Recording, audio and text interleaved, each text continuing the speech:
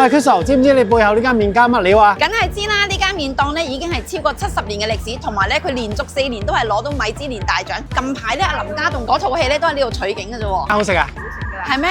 佢細佬做，而家哥哥喺另外做咗㗎啦。咁我哋經過同阿 Crystal 一番商量之後咧，就決定打電話俾我哋元朗嘅地膽朋友喎，介紹麵店。不如我介紹你去今期最紅最 hit 嗰間啦，佢話係食醉雞嘅喎。咁啊，不如我哋而家就直接過去踩一踩場啦，睇佢咩料啦，排晒隊。而家下午嘅4點鐘排晒隊，真係咁堅喎，好似真係有啲料到喎。喂，睇到裏邊啲座位都好逼傑喎，同埋分分鐘可能要搭台添喎。有咩推介啊？個仔就菊花茶咯，啊全下咯。雞係咪都出名啊？呢度醉雞啊，一定係醉雞嘅。好，你個米粉都到咗啦。誒，我陣間你可以煎麵食啦。呢個例牌咧就可以嗌新鮮雞或者冰鮮雞嘅。哇，鹹鹹地，有啲花雕味 ，OK 嘅呢個。哦，豬扒另上。都 OK 啊，都幾靚仔啊！我見到咧啲層咧都係有啲肥啊，佢啲豬扒都要燒到咧燶燶地咁樣。哇，好香嗰個燒燶味，好似炭燒嗰種感覺，同埋入口咧佢都幾鬆化。浸一浸先啊！我第一次咁樣食法喎，似咧食緊啲日本嗰啲煎麵咁樣。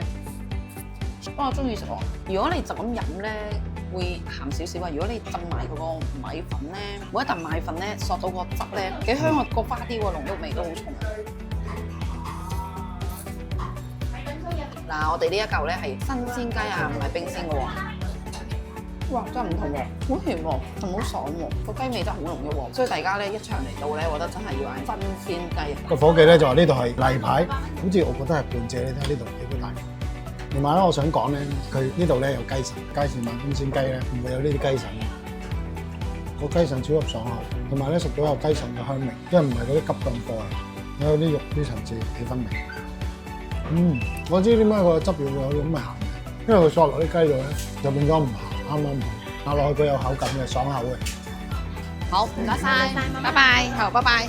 喂，頭先我喺入邊咧聽到佢個店員講得最多，你知唔知係講緊乜嘢？你要冰鮮定要新鮮啊？哦，係啊，係啊。好啦，咁啱啱同你大家食咗呢個醉雞，食咗209蚊嘅。咁啊，整體嚟講咧個份量都非常之大啦，啲雞皮好爽，有雞味啦。咁但係記得咧個湯咧真係唔好淨係就咁飲，飲完分鐘你要洗腎，因為真係好鹹。佢話我哋浸住啲雞咧，啲雞就啱好，同埋煎啲米粉嚟食咧就非常之 very good 嘅。好啦，咁今日元朗就講到呢度，下次再同大家去食好嘢，記得 follow 我哋支持下啦。